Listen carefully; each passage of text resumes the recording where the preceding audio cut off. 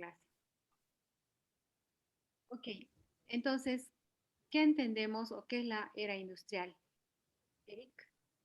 No, la era industrial es el momento histórico en que especialmente a países que estaban en una grave depresión eh, económica, que habían pasado mucho tiempo. No estoy seguro si es eh, los años 40 o 50, no estoy muy seguro. Eso se me ha perdido un poco de la memoria.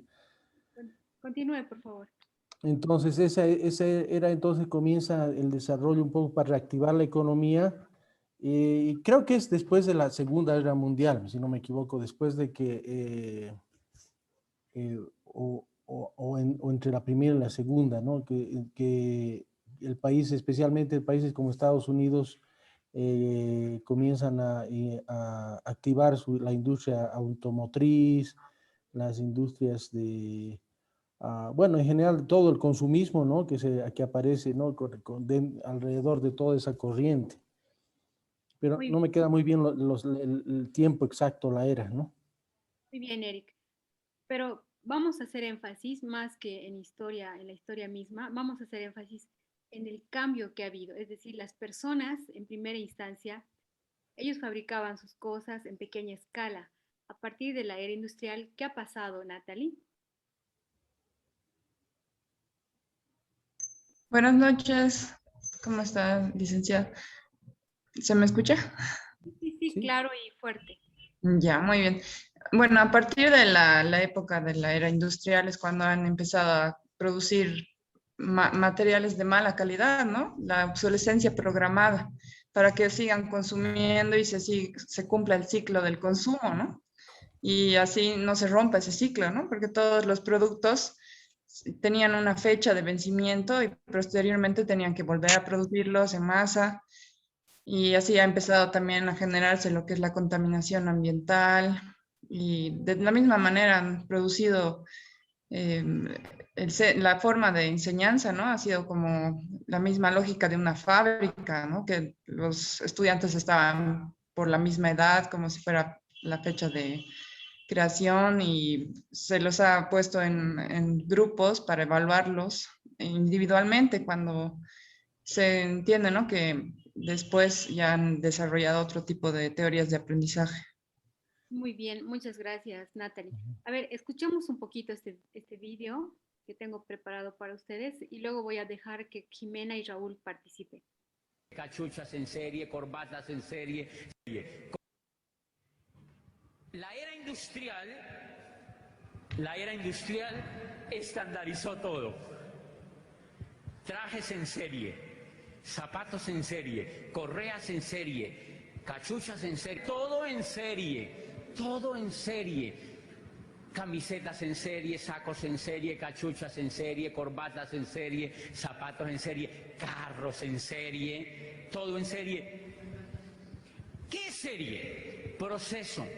Meten por aquí y salen por aquí, meten por aquí y salen por acá, meten por aquí y salen por acá, meten por aquí y salen por acá. Señores, la educación ha existido durante toda la vida, durante toda la existencia de la humanidad, y una de las cosas que estandarizó la era industrial, adivine que también fue la educación. Entonces, como en la era industrial todo lo patentaron y lo estandarizaron y lo empaquetaron, la educación también la empaquetaron, entonces la educación la montaron como empresa y la empaquetaron. Entonces dijeron, ok, un niño tiene que nacer, estar con sus padres un tiempito y después nos lo tienen que mandar al antejardín. Lo metemos por aquí, lo sacamos por aquí. Lo metemos por aquí, lo sacamos por aquí. Ok, y después dijo, ok, yo monto el jardín. Y me lo mandan a mí. Y entonces lo metemos por aquí y lo sacamos por aquí. Y después dijo, y después sigue la escuela. Son 5 años. Tiene que ir 5 años allá y yo le enseño lo que yo quiero, no lo que él quiere. Lo metemos por aquí y lo sacamos por aquí. Y después sigue, entonces empaquetaron cómo ser profesional. Durante todas las épocas de la humanidad ha habido médicos. Hipócrates era médico, señores, pero él no fue a la facultad de medicina y es el padre de la medicina. Allá no habían universidades, por fortuna. pero él es el padre de la medicina. En la era industrial dijeron, empaquetemos la medicina y la vendemos como producto. Los metemos por aquí, les hacemos ir 10 semestres por aquí, por aquí, por aquí, por aquí, por aquí y los sacamos por aquí. Psicología como proceso, enfermería como proceso, administración como proceso, como si fuera fabricando salchichas. Igualitico como si fuera una fábrica de salchichas. Entonces empezaron a sacar médicos, abogados, ingenieros, enfermeros, profesores, médicos, filósofos, economistas, igualitico como salchicha. Y Y la mentalidad de todo lo que sacaron era para que se adaptara a la era industrial. ¿Qué necesitaba la era industrial? Empleados profesionalizados. No necesitaban industriales, ni necesitaban empresarios. ¿Para qué yo voy a educar a un empresario si el empresario soy yo? Usted lo que tiene que es ir a estudiar. Muy bien, ese pedacito les he mostrado, por favor, para motivarles a pensar. En realidad, ¿qué se debe enseñar? ¿Cómo se debe enseñar? ¿Y cuándo se debe enseñar? ¿Para qué voy a enseñar? ¿Y cómo voy a evaluar? Les pregunto, en esa época, ¿para qué se enseñaba?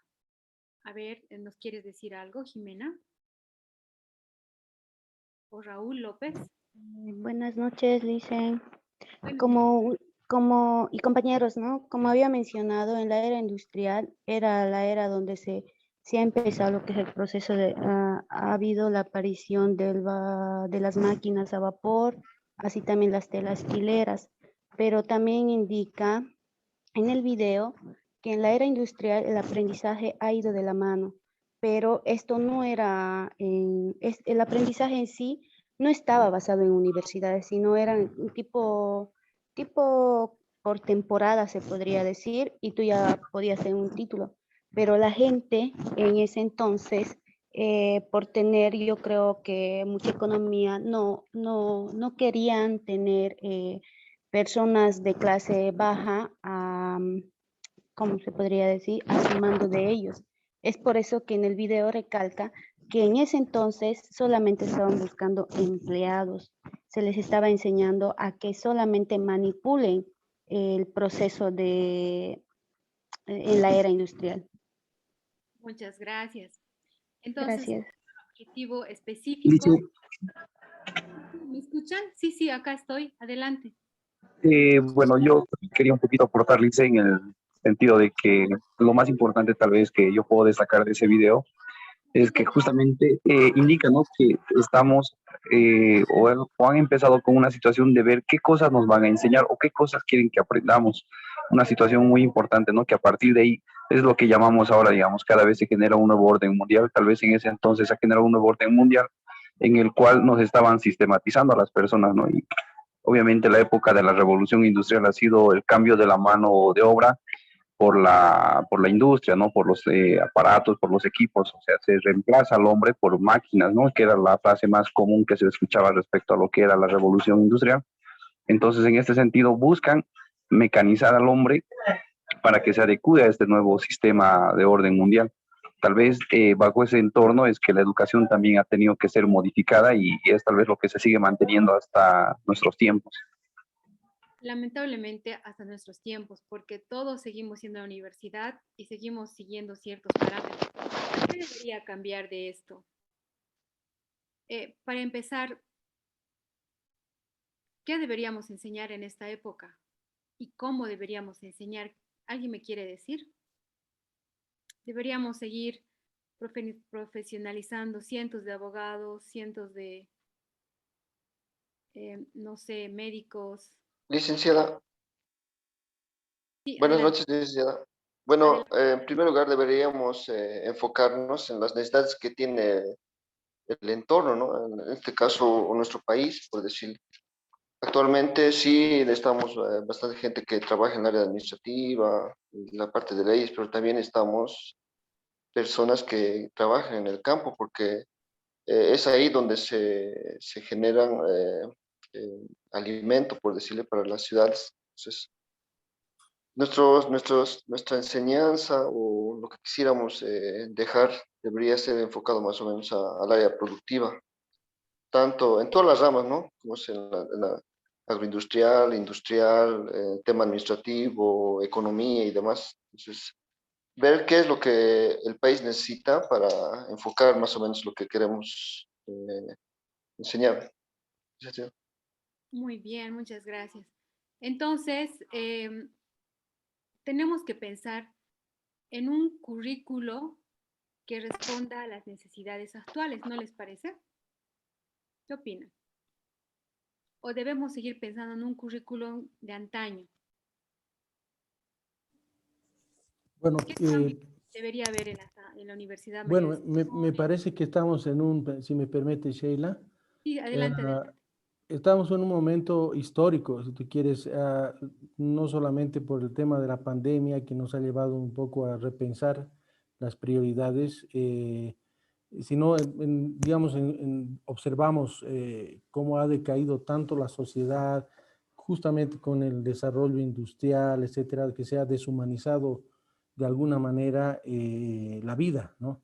Entonces, prácticamente estamos concentrados en crear riqueza, en generar riqueza, mientras ganemos más dinero, vamos a estar más felices, etcétera. Y hemos ido descuidando muchas cosas como el entorno ecológico, hemos ido descuidando la familia, la misma salud, ¿no? Por alimentándose con comida chatarra, dependiendo cada vez más de otros. O sea, hemos perdido esa visión de primero ser felices o vivir feliz y en armonía, ¿no? ¿Y cuáles son las prioridades? Entonces, algunos piensan que para ser feliz uno tiene que tener auto, casa, esto, el otro, y una vez que tiene eso, necesito algo más, y después estamos en una carrera de que nunca termina, ¿no? Entonces, creo que es momento de repensar hacia dónde vamos, primero como país, después como humanidad, después como, es decir, a dónde estamos queriendo llegar, ¿no?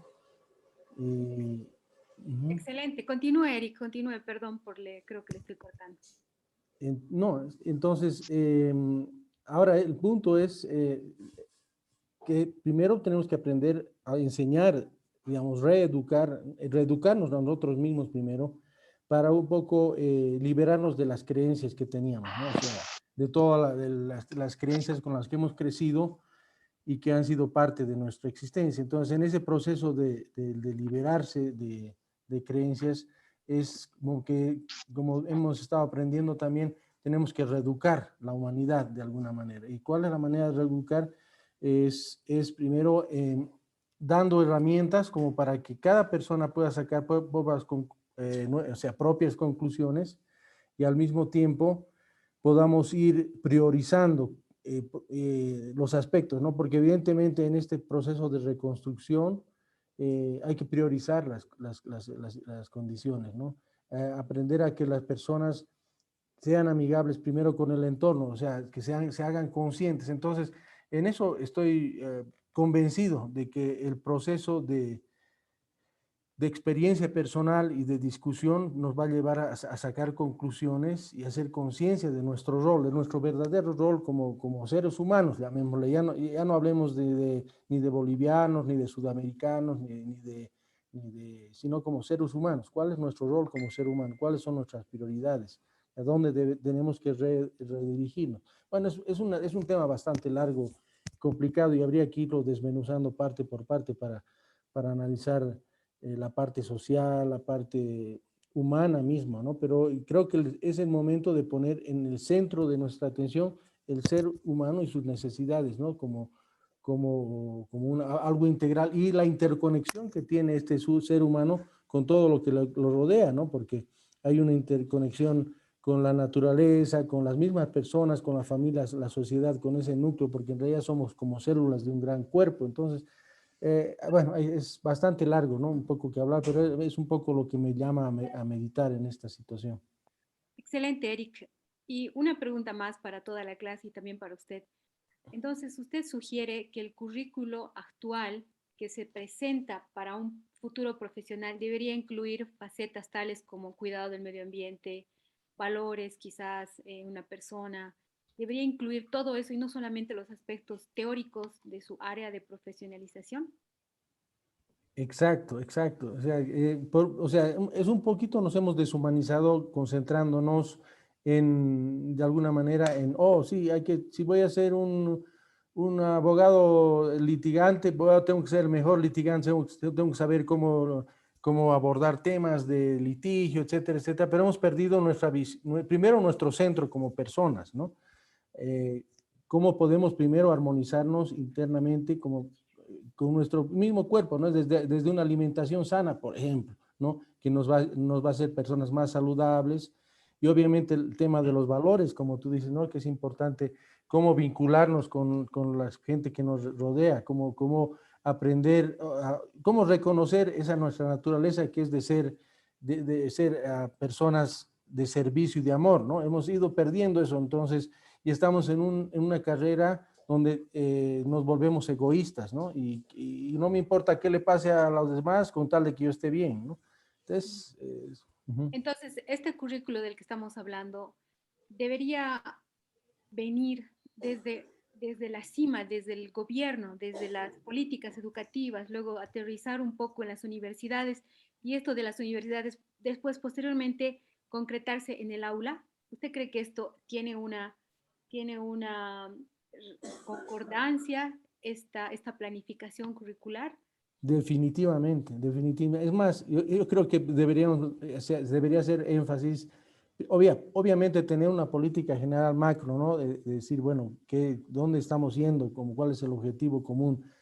Y principalmente comenzar con los niños primero, ¿no? Para que los niños que son como esponjas que pueden absorber todo, puedan ya comenzar a desarrollarse. Es un trabajo integral donde se diagrame, se estructure un poco a dónde queremos ir como humanidad. Ya no hablemos como país, ¿no? Porque de alguna manera tenemos que aprender a liberarnos de fronteras y de cuestiones personales, ¿no? Yo soy boliviano y tú eres chileno y esto, lo otro, y no, que estamos todos en el mismo juego, ¿no? Entonces, aprender a jugar como equipo, y eso hay que hacerlo estructuralmente, ¿no? En verdad, es cierto.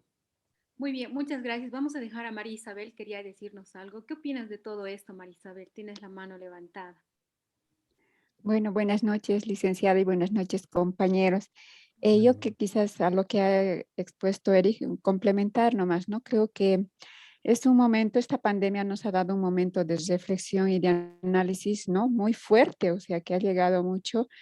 Y creo que en ese sentido, no solo en el ámbito académico, sino en muchos ámbitos hay que repensar la situación, ¿no? O sea, hay que repensar eso que significa en el ámbito académico sacar, bueno, dar a la sociedad profesionales más integrales, ¿no? Integralidad quiero decir en el sentido de que, como decía Eric, ¿no? O sea, yo soy agrónoma, pero, por ejemplo, tengo esa grandeza de ser agrónoma que conecto con la realidad, con el campo, ¿no? Pero creo que en las universidades nos tienen que dar elementos técnicos, como habíamos hecho la lectura, ¿no? Del constructivismo, y son los estudiantes o los estudiantes desde la realidad, desde el contexto, ¿no? Tenemos que ir respondiendo, analizar, pensar y responder a esa realidad, ¿no? Hay que ver también que más antes nos han dado en el video que mostraba una forma, un solo desarrollo, o sea, es lineal, pero no nos hemos fijado en este contexto que decía el tema ambiental, ecológico, humano, ¿no? Y creo que es momento de poner eso también en las distintas carreras, estos elementos, ¿no? Y también rescatar las distintas formas de pensar y de hacer las cosas, rescatar. Yo, por ejemplo, yo he hecho hasta doctorado en la Universidad de Barcelona, pero en el campo, ahora con los campesinos, estoy aprendiendo muchas cosas que responden a esta sociedad, ¿no? O sea, que responden a este contexto. Entonces, en ese sentido, creo que tenemos que tener esa capacidad de amplitud, ¿no? Y de discernir. Y eso creo que es muy elemental que a los alumnos, bueno, a los estudiantes nos enseñen también ese discernimiento permanente, ¿no? Y creo que podemos responder así. Yo creo que es un proceso que hay que ir construyendo y precisamente este posgrado nos está ayudando también a discernir. Yo creo que los compañeros comparten y ir discerniendo también, por lo menos a mí me está ayudando mucho. ¿Sí? Eso no. Muchísimas gracias, María Isabel, muchísimas gracias. Muy lindo su comentario. Fíjense que en este proceso de discernir y poner en práctica este nuevo currículum también viene la parte de evaluación. Y la evaluación y también no solo evaluar lo que estamos, los procesos, sino cómo lo estamos haciendo, qué objetivos hemos logrado, cómo seguir mejorando, etcétera. Pero todo eso forma parte de un currículum. Y es precisamente el tema de esta semana que ustedes van a indagar, van a leer un poco más al respecto. Y quiero darles una pequeña introducción sobre lo que es el currículum. Entonces, vamos a empezar a ver qué es el currículum en primera instancia. Entonces, como ya habíamos dicho, sus compañeros han comentado y los demás también, ¿qué es el currículum? Se refiere al conjunto de objetivos, contenidos, criterios metodológicos y de evaluación, como les había dicho, que orientan la actividad académica. Entonces, piensen en esto, conjunto de objetivos, contenidos, criterios metodológicos y evaluación.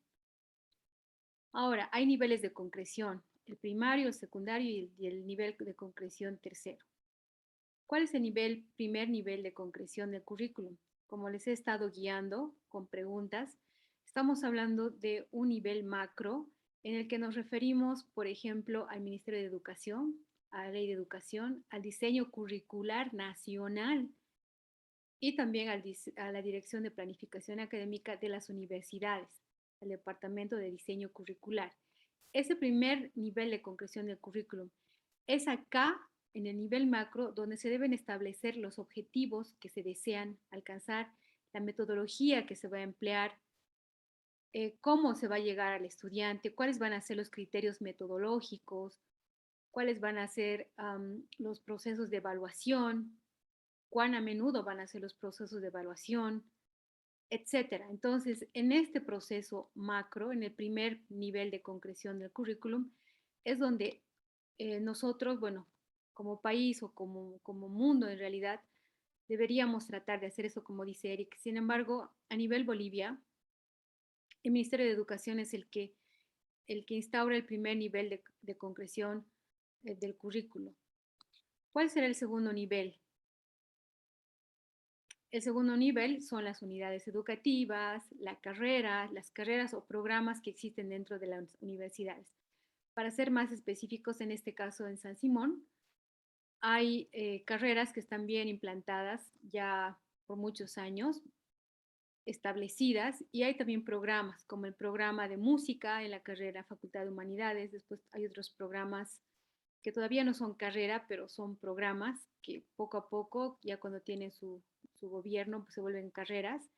Y estas carreras son las que constituyen el nivel meso en el cual se pueden establecer proyectos educativos, planes de estudio de la carrera, qué es lo que se pretende enseñar, y estas deberían responder a las necesidades actuales. Por ejemplo, con esta pandemia hemos aprendido mucho, demasiado, y debería haber un cambio total en cuanto a la planificación que se haga, en cuanto a los proyectos educativos que se hagan, en cuanto a los planes de estudios que se presenten, y no solamente pensando en contenidos. Ya no estamos en la época de pensar en contenidos y de graduar estudiantes en masas. Tenemos que repensar, tenemos que deshacernos de lo que ya habíamos estructurado en nuestro cerebro, deshacer todo eso y reaprender nuevas formas de proceso de enseñanza y aprendizaje. Y el tercer nivel en el que usted puede hacer el cambio es el aula. Si el gobierno quiere, por ejemplo, hacer un cambio y hace todos los procesos necesarios y también la carrera está entusiasmada con presentar un plan de estudios que sea constructivista y que tome en cuenta el medio ambiente y que también tome en cuenta el valor de las personas, es decir, el ser de la persona.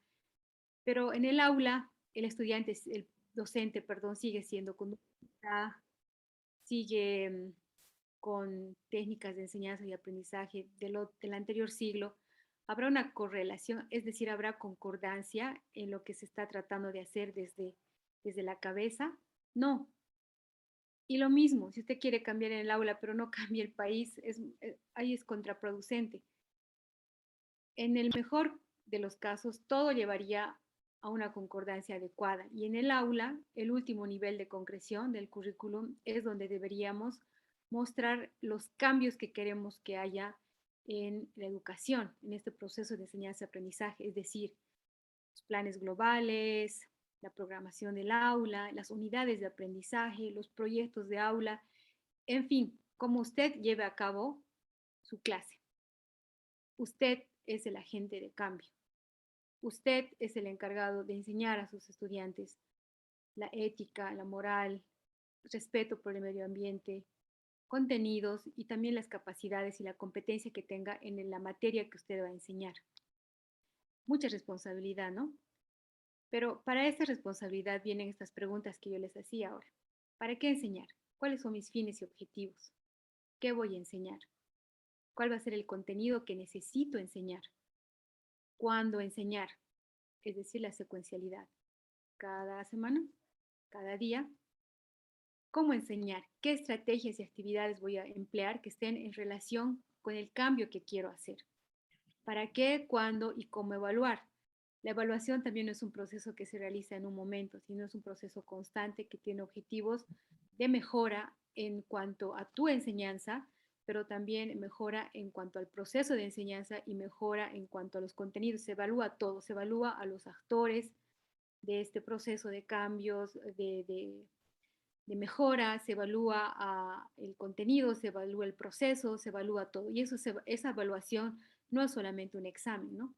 Estamos hablando de una evaluación integral que evalúe todo este currículum que vamos a seguir. Muy bien, pero ahora, ¿qué es este currículum?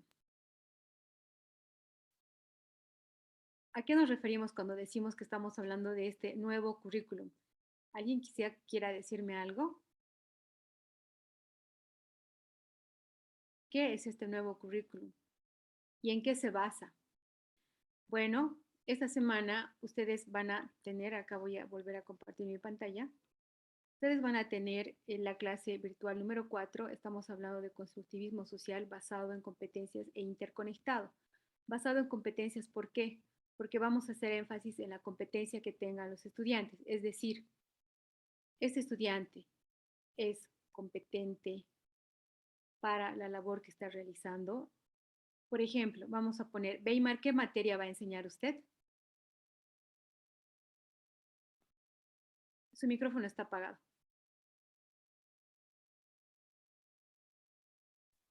Bueno, a mí me gustaría hablar de medicina, hablar del tema de anatomía. ¿Cuál es el esquema específico del cual podemos hacer el esquema desde la parte muscular, ósea, articular? ¿Y cómo podríamos saber que un estudiante es competente en esa materia, que realmente ha habido un proceso de aprendizaje?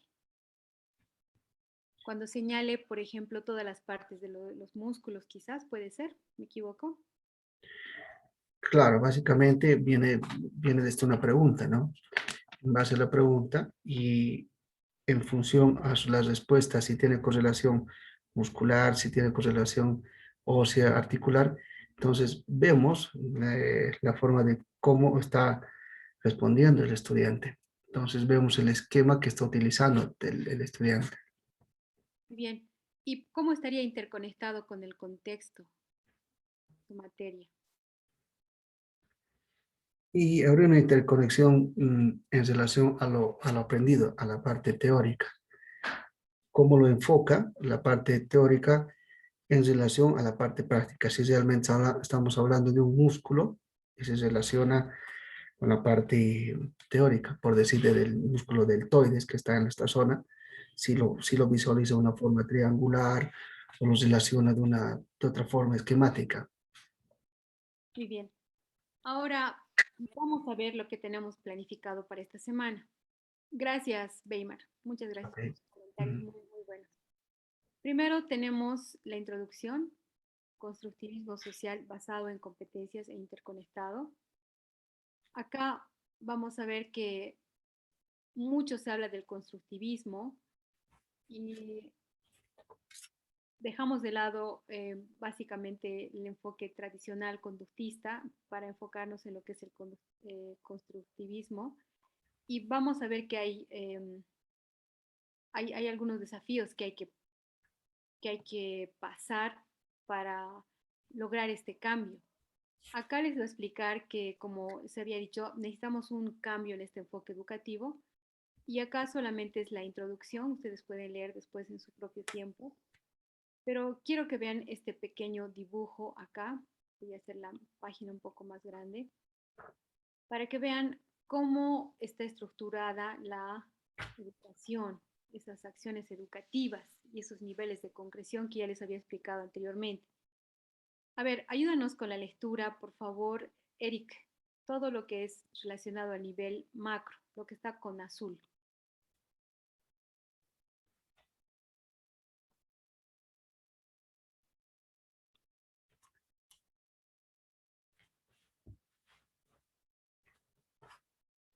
Creo que está muy grande, ¿no? A ver, ahí creo que está bien. Adelante.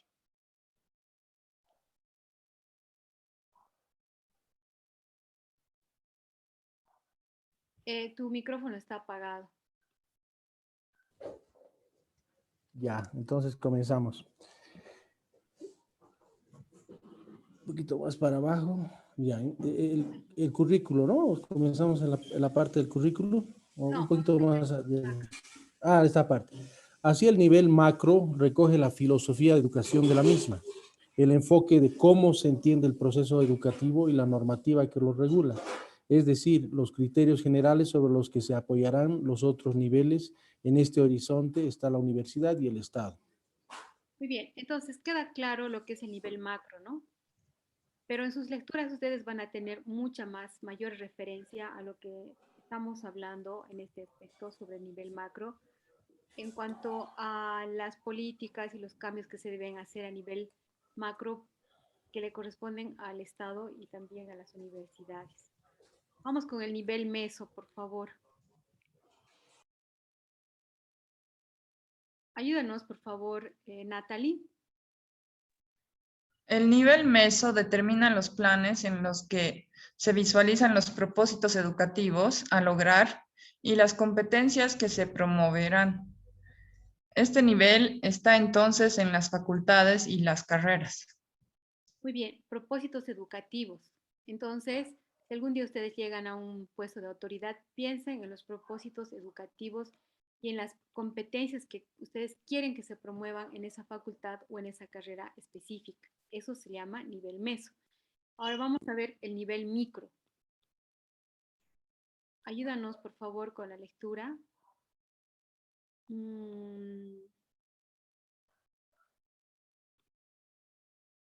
Celestino Zambrana. Y después Cintia nos va a ayudar. ¿Qué es el nivel micro y qué pasa en el nivel micro? En el nivel micro se concreta guía las acciones para conseguir tanto propósitos del enfoque general. En este nivel están los planes de asignatura y los docentes, la organización de su aula. Muy bien. Entonces tenemos sus secuencias didácticas, su organización de aula, se concreta todas estas acciones. Y aquí tienen un pequeño dibujo que explica todo esto, ¿no? Nivel macro, nivel meso y nivel micro. Entonces, con estas recomendaciones, yo les voy a pedir que, sobre todo, se apliquen a la lectura. Se apliquen a la lectura y puedan completar la actividad programada para ese día.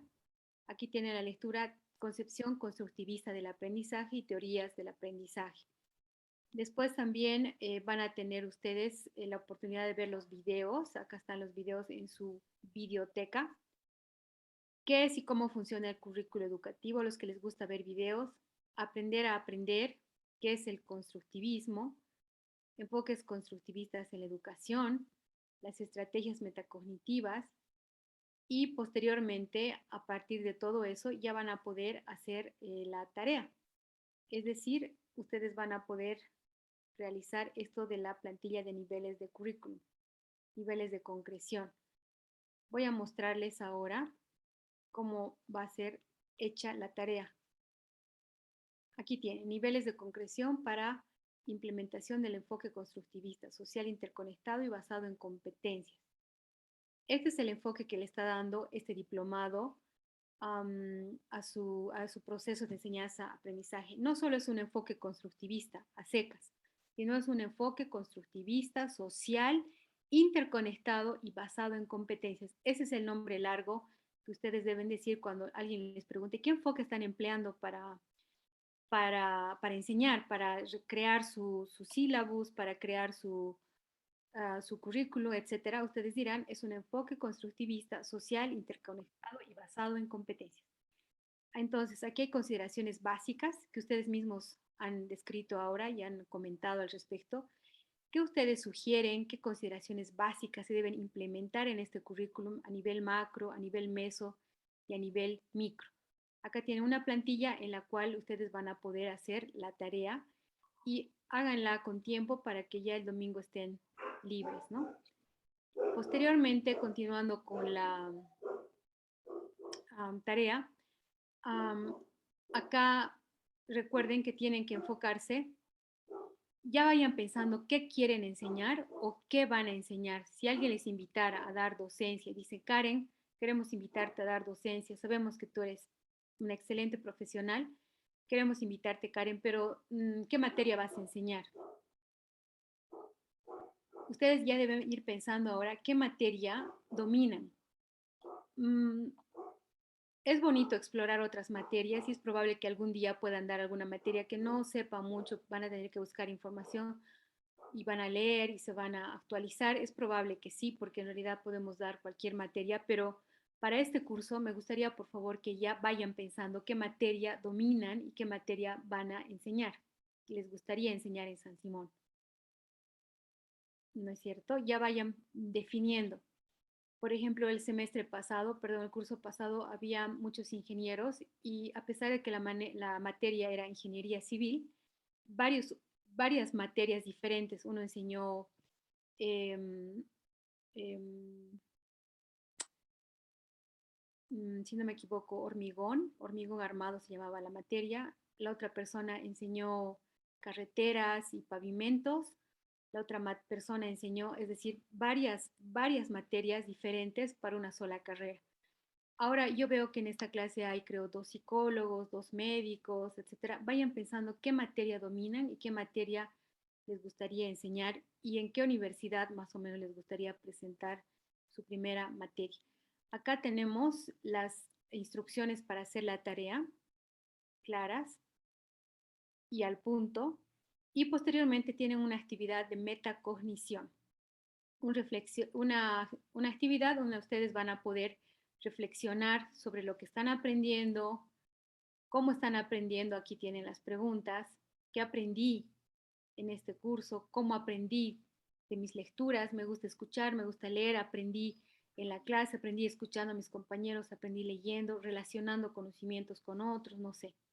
¿Qué me falta por aprender? Me falta aprender esto, esto y el otro. ¿Cómo lograré aprender lo que me falta? Entonces, esta ficha de metacognición, metacognitiva, la tienen que realizar también, por favor. Pueden entrar acá, hacen clic ahí y les va a llevar a la ficha de metacognición. Y recuerden, por favor, la tarea se entrega este 15 de agosto, es decir, domingo. Y como siempre les recomiendo, no esperen último momento para hacer la tarea. Sobre las lecturas, me gustaría decirles que las lecturas están muy interesantes, pero necesitan tiempo. Como alguien ya dijo en el grupo, necesitan sentarse, leer, subrayar las partes que les consideran importantes, porque todo esto va a ayudarles a tener una visión amplia de lo que es la educación y cómo la educación, tu clase en el aula debería responder también a las necesidades del contexto. No sé si hasta acá tienen alguna pregunta. Me gustaría que me hagan alguna pregunta si tienen hasta acá alguna duda. Si no hay dudas, yo les voy a preguntar. Dicen, Sí, dígame. buenas noches. Estaba viendo los PDFs que tenemos que leer para esta tarea. ¿Son los mismos PDFs? Porque decía teoría del aprendizaje. Sí, sí, yo también estaba viendo una coincidencia. En realidad se va a profundizar más, pero voy a averiguar bien si es que en realidad usted debería profundizar estos conocimientos, pero voy a fijarme si es realmente la lectura que estamos viendo. ¿Ya? Muy bien. Ok, gracias. Ahora, si nadie más tiene ninguna pregunta, quiero terminar la clase con este video que en realidad les va a mostrar un poquito de lo que estaba hablando la señorita, ¿no? ¿Cómo aprendemos? ¿Qué son esas teorías del aprendizaje? Y a partir de eso vamos a hacer una reflexión final y vamos a concluir la clase ahí. Lo primero veamos este video que tengo programado para ustedes. Después le voy a dar la palabra a Natalie, por favor.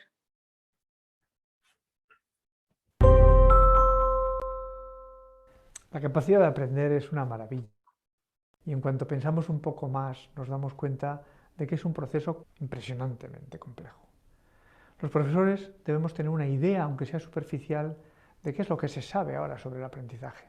Hay muchas teorías y está claro que no es necesario conocerlas con detalle para ser un buen profesor. Pero ha habido muy interesantes contribuciones a entender cómo se produce el aprendizaje humano y también un mejor conocimiento del funcionamiento del cerebro humano, que nos dan pistas importantes para nuestro trabajo de profesores.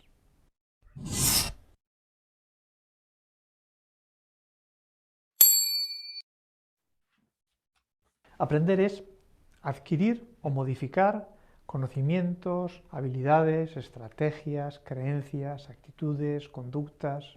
Incorporar información, hacerla nuestra y saber utilizarla.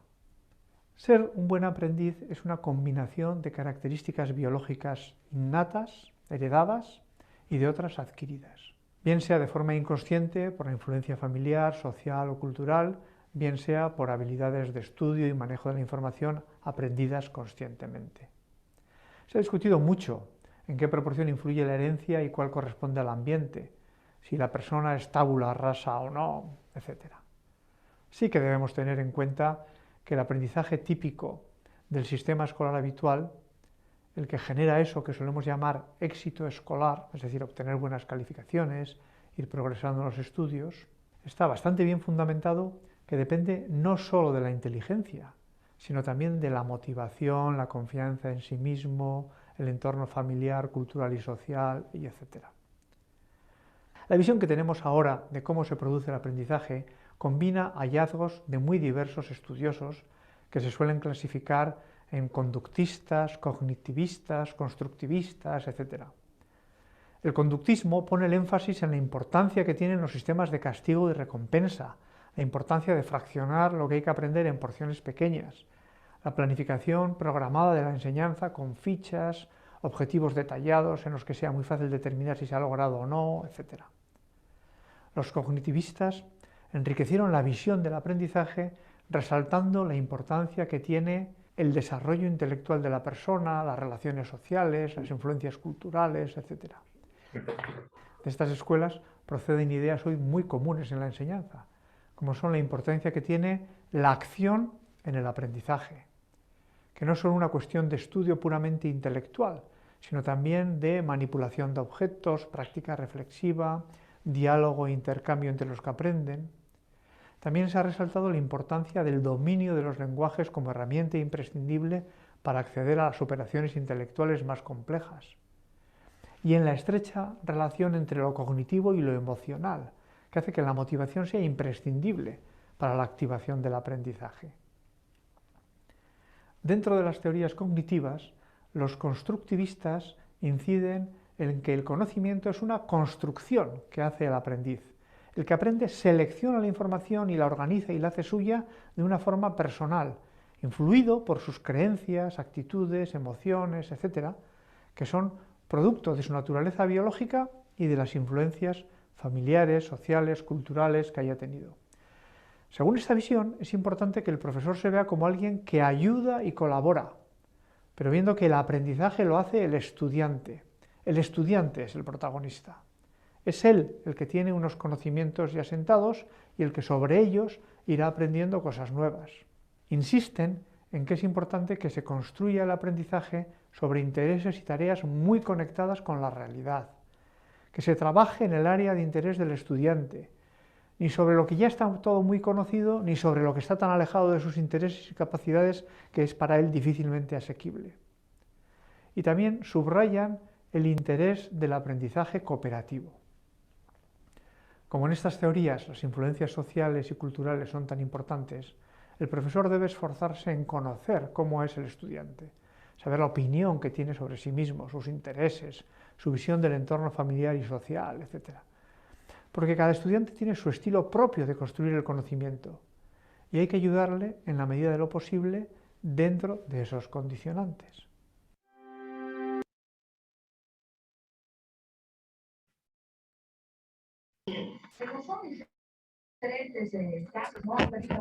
Muy bien. Entonces, ¿qué les ha parecido el video? Dígame, ¿qué es este proceso constructivista del que estaba hablando el autor? Este proceso de enseñanza-aprendizaje constructivista, ¿a qué se refiere? Las teorías constructivistas, ¿qué nos dicen? Licen, buenas noches. Buenas noches, compañeros. Bueno, mi nombre es Karen. Realmente no, esta semana, la verdad, yo la he pasado con lecturas, ¿no?, acerca del constructivismo. Y lo que más me ha llamado la atención es realmente la motivación que le tenemos que dar a nuestro estudiante, ¿no? Por ejemplo, en mi caso, yo estoy trabajando como maestra del área de contabilidad. Entonces, mis estudiantes son estudiantes de quinto y sexto de secundaria y realmente es difícil para mí captarles su atención, ¿no? Es difícil para mí explicarles, ¿no?, desde un inicio, ¿no? Y al mismo tiempo ellos dicen, profe, pero al final, ¿para qué me va a servir todo esto? ¿No? Entonces, mi motivación personal es justamente que los estudiantes van a tener un título profesional técnico medio saliendo del colegio, ¿no? Entonces, ya viendo esta proyección en una educación superior, realmente pienso que, y como preguntaba anteriormente, ¿no? A mí me gustaría seguir dando esta materia de contabilidad en una educación superior como ser la Universidad de San Simón, donde realmente yo he visto que a mí me han motivado y yo quiero seguir motivando porque esta carrera tiene, digamos, distintos ámbitos laborales donde se puede seguir trabajando, estudiando y consiguiendo muchos más triunfos, digamos, en su vida laboral y educativa, ¿no? Más que todo, entonces, podría concluir diciendo que la motivación que yo quiero dar a mis estudiantes es sobre todo que la carrera tiene futuro, ¿no? Un futuro laboral, ¿no?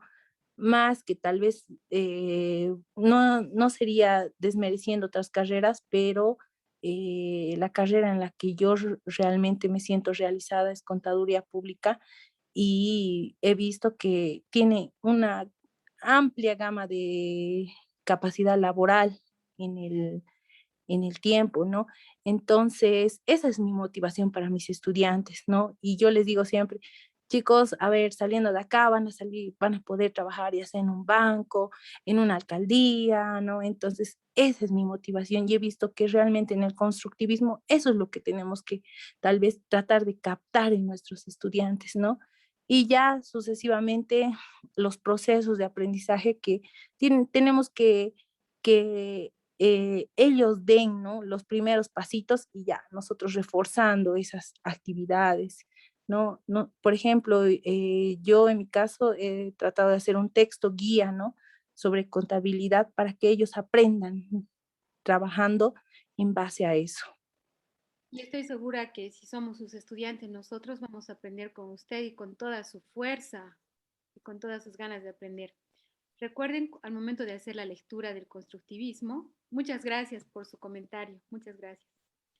Recuerden que hay factores que van a intervenir en este proceso, ¿no? Las experiencias previas del estudiante, los factores internos del individuo, los factores externos también. Pero acá se estila de que el estudiante es el dueño y señor de este proceso de enseñanza y aprendizaje. Es decir, él mismo es la persona encargada de construir este conocimiento. Vamos a ver, ¿ustedes recuerdan quiénes son los representantes más importantes del constructivismo, de estos enfoques constructivistas? De sus lecturas han... Buenas noches. Buenas, adelante. Vygotsky. Bueno, para mí es Lev Vygotsky, Piaget y bueno, Ausubel, que me ha interesado mucho la perspectiva de Vygotsky, porque me gustó ese esquema, ¿no?, que hizo sobre la zona de desarrollo próximo en relación al conocimiento previo y esa zona de desarrollo próximo que somos nosotros los que apoyamos, ¿no?, a que pase al siguiente escalón, que es cuando ya tiene el desarrollo como ya aprendido, ¿no?, lo que está en proceso. Entonces, me ha interesado mucho cómo él esquematiza toda esta cuestión, ¿no?, del reequilibrio que nosotros le vamos a dar. Entonces, ese desequilibrio en el que se encuentra el estudiante al darse cuenta que su conocimiento es insuficiente o está equivocado, que nosotros le vamos a dar primero las pautas, ¿no? Porque como el conocimiento previo es la base donde se va a apoyar el nuevo conocimiento, entonces me ha gustado mucho esa teoría, ¿no? Y más que nada de Vygotsky, sí. Se nota que estás leyendo, Natalie, y estamos muy felices con tus comentarios. Antes de concluir o de poner pausa a la grabación, me gustaría saber si hay algunas preguntas.